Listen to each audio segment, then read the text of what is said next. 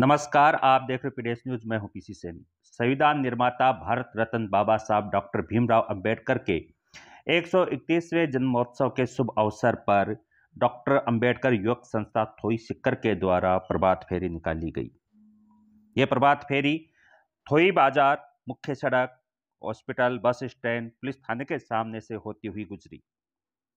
Doctor Ambedkar युवक संस्था थोई सिक्कर के अध्यक्ष घासीराम आनोतिया, महासचिव नगेंद्र खंडेलवाल, सचिव सत्यपाल बिवाल, कोषाध्यक्ष मदन लाल बिवाल, अरुण बिवाल भी उपस्थित रहे। प्रभात फेरी थोई क्षेत्र के सभी मुख्य मार्गों से, मुख्य बाजारों से गुजरी और काफी संख्या में यहां पर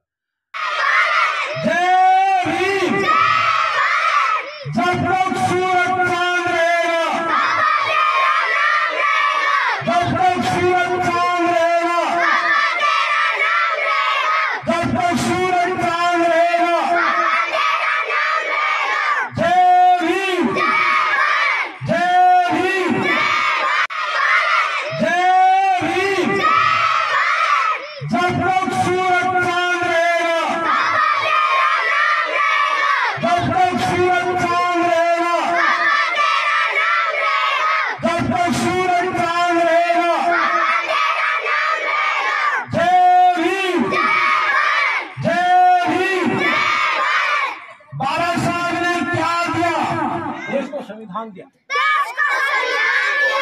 बाबा साहब ने क्या दिया, बाबा साहब ने क्या दिया। कार्यक्रम की शुरुआत थोई सरपंच रामप्रकाश सैनी, कांग्रेस सेवा दल अजीतगढ़ ब्लॉक अध्यक्ष अनिल कुमार थोई, कॉन्ट्रैक्टर राजेंद्र प्रसाद सैनी ने दीप प्रज्वलित कर की। इस अवसर पर डॉक्टर अंबेडकर युवक संस्था थोई के अध्यक्ष घासीराम आनोतिया, महासचिव नगेंद्र खंडेलवाल, सचिव सत्यपाल बिवाल, कोषा अध्यक्ष मदन लाल बिवाल, अरुण बिवाल, सुशील बिवाल, अनिल कुमार और इनके साथ साथ सभी कार्यकर्ता उपस्थित रहे। कार्यक्रम की अध्यक्षता कॉन्ट्रैक्टर राजेंद्र प्रसाद सैनी ने की। मुख्य अतिथि थोई सरपंच रामप्रकाश सैनी, विशिष्ट अतिथि अनिल कुमार थोई, कांग्रेस सेवा दल ब्लॉक अध्यक्ष अजीतगढ़ व पंचायत समिति सदस्य प्रतिनिधि थोई, झाबरमल सैनी, पूर्व वार्ड पंच व पंचायत समिति सदस्य प्रत्याशी थोई, राजेंद्र प्रसाद साहू, पूनम मीणा, असिस्टेंट मैनेजर बड़ौदा राजस्थान क्षेत्रीय ग्रामीण बैंक थोई, भारती मीणा, ऑफिस असिस्टेंट बड़ौदा राजस्थान क्षेत्रीय ग्रामीण बैंक थोई ने की। डॉक्टर अंबेडकर युवक संस्था थोई सिक्कर के द्वारा सभी मेहमानों का साफा और माला पहनाकर स्वागत किया।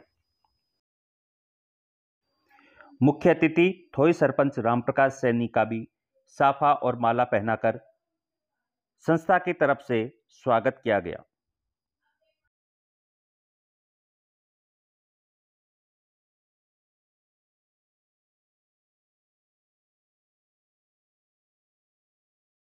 विशिष्ट अतिथि अनिल कुमार थोई, कांग्रेस सेवा दल ब्लॉक अध्यक्ष अजीतगढ़ व पंचायत समिति सदस्य प्रतिनिधि थोई का भी साफा और माला पहनाकर डॉक्टर अंबेडकर युवक संस्था थोई सिक्कर की तरफ से सम्मान किया गया। विशिष्ट अतिथि झाबरमल सैनी, पूर्व वार्ड पंच व पंचायत समिति सदस्य प्रत्याशी थोई का भी डॉक्टर अंबेडकर युवक संस्था थोई की तरफ से माला और साफा पहनाकर स्वागत किया गया।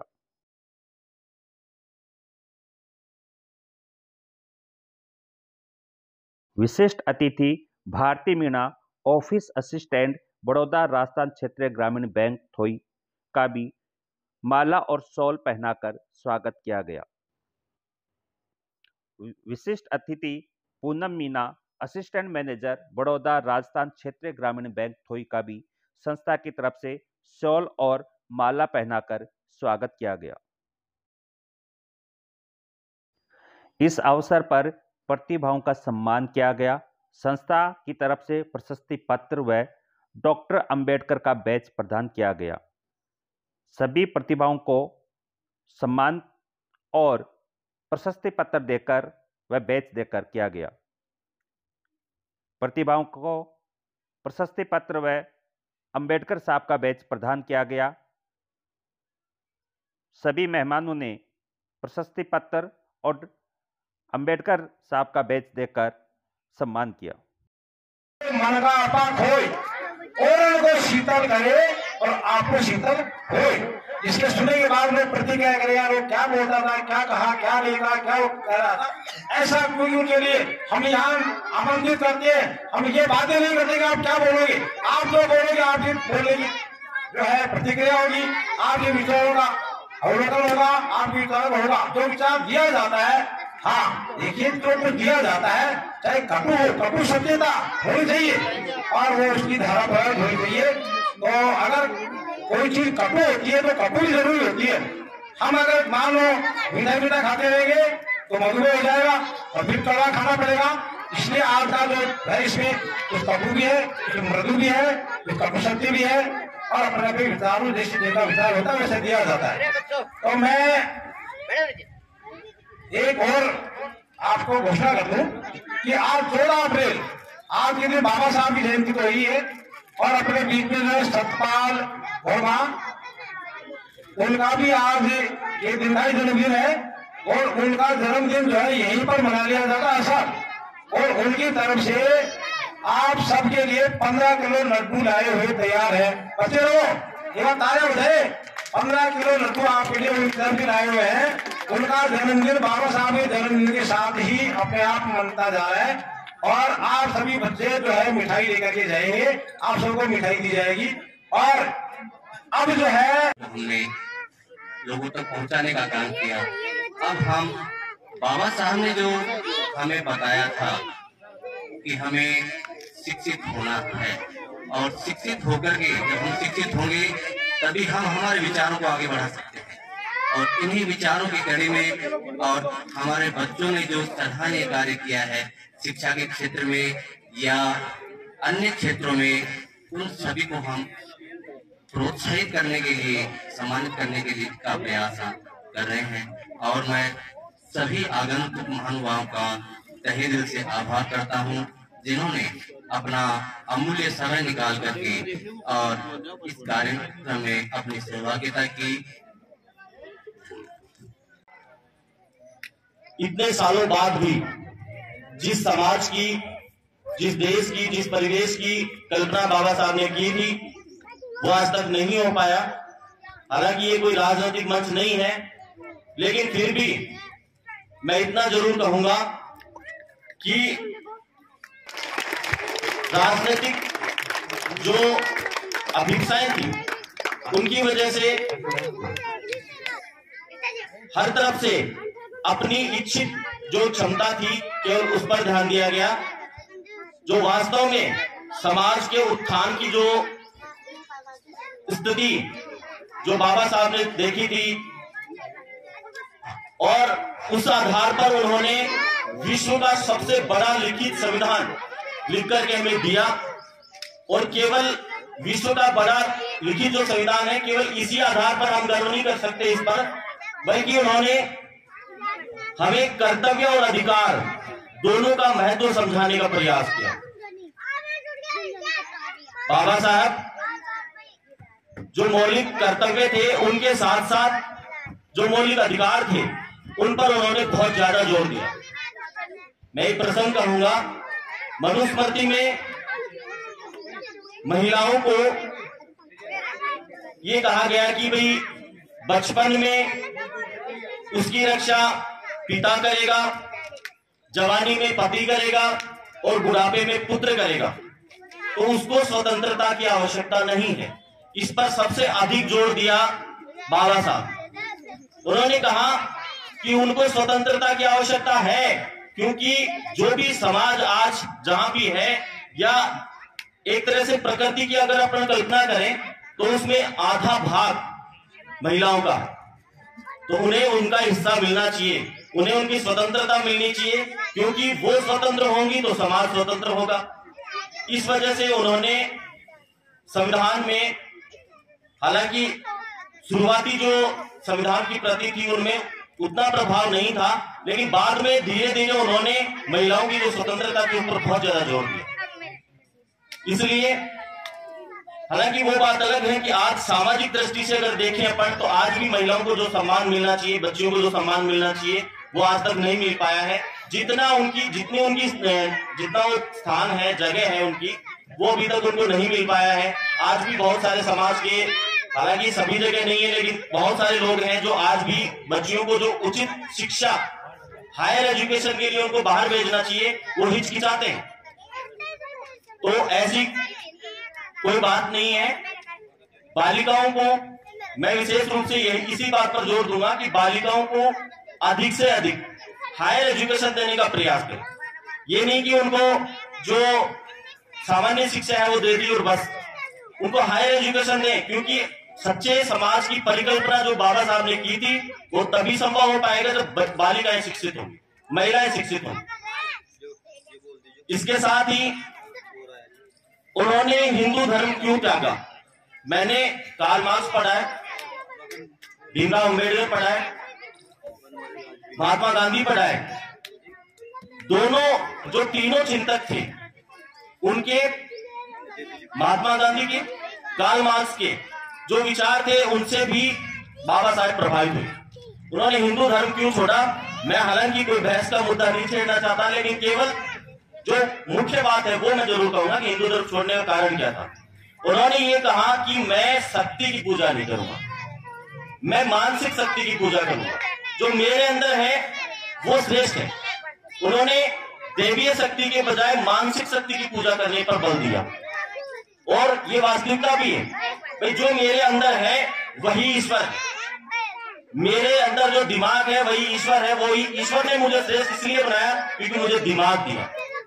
और ये बात हिंदू धर्म में कहीं ना कहीं उसकी वास्तविकता जो थी वो कम थी, इस वजह से उन्होंने बौद्ध धर्म स्वीकार किया। और बौद्ध धर्म स्वीकार करने का मतलब ये नहीं था कि उन्होंने ये कहा कि हिंदू धर्म बिल्कुल ही खराब है, ऐसा नहीं है। उन्होंने 21 वर्ष तक सभी धर्मों का, लगभग विश्व के सभी धर्मों का उन्होंने 21 वर्ष तक अध्ययन कर लिया था।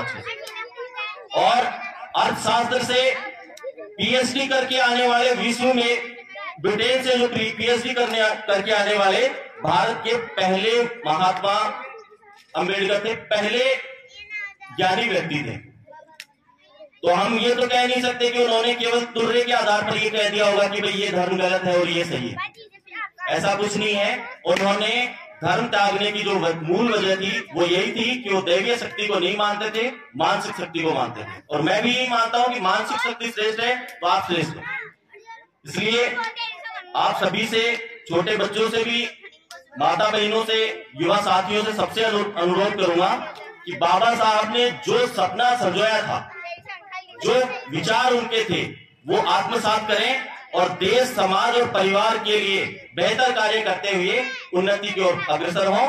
यही मेरी आप सबसे आशा है और यही मैं आप सबसे उम्मीद करता हूं। इन्हीं शब्दों के साथ मैं अपने वाणी को विराम देता हूं। जय हिंद, जय भारत। बहुत बड़ा अभियान दिया है शिक्षित बनने का। सभी जन, इसमें ये नहीं दिया कि भाई ये इस वर्ग का, सभी वर्ग, सबको पढ़ने का अधिकार, बहुत बड़ी शक्ति। और पढ़ने के बाद में जो सुकून मिलता है, जो मन में विश्वास जागृत होता है, सब भ्रांतियों को दूर भगा करके ऐसा एक पावन हथियार हमें दिया है। मैं उसी महान बुद्धि को सत बार नमन करता हूँ। और शिक्षा ग्रहण की और शिक्षा के माध्यम से उन्होंने बताया कि शिक्षित बनो, संघर्ष करो और देश की सेवा के लिए आगे बढ़ो। जब बाबा भीमराव मेहनत करते थे तो वो सारी रात जागते थे और अपने भी बच्चों को, समाज को पढ़ने में रुचि रखनी चाहिए और आगे बढ़ना चाहिए। साथ में यहाँ उपस्थित सभी इस संस्था को सुशोभित करने आए हुए मातृशक्ति, बहना शक्ति, भाइयों, बुजुर्गों और प्यारे बच्चों, जैसा कि मुझे आदेश मिला कि आप भी 2 शब्द कहें, तो मैं अपनी वाणी को आगे बढ़ाते हुए बाबा साहब के बारे में बहुत कुछ कहा जा सकता है, क्योंकि उन्होंने तो हमारे जीवन को ही बदल दिया। क्यों बदल दिया? उन्होंने कहा था कि दुनिया में सबसे बड़ी ताकत कलम की ताकत होती है, चाहे रोटी एक ही खाओ और बच्चों को जरूर पढ़ाओ।